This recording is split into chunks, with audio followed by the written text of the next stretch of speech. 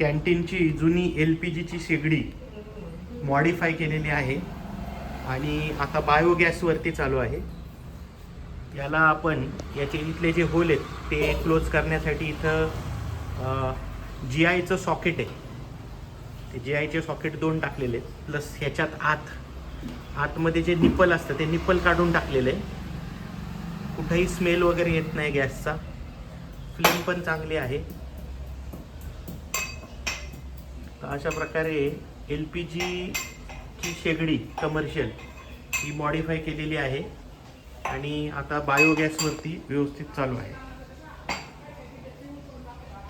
पहा, इथं पाहू शकता बायोगॅसचा पाईप हा काळा, वरचा LPGचा आहे लोखंडी, खालचा हा प्लास्टिकचा पाईप आहे बायोगॅसचा. हा त्याचा व्हाल्व आहे आणि हे कनेक्शन इकडं आलं आहे बायोगॅसचं.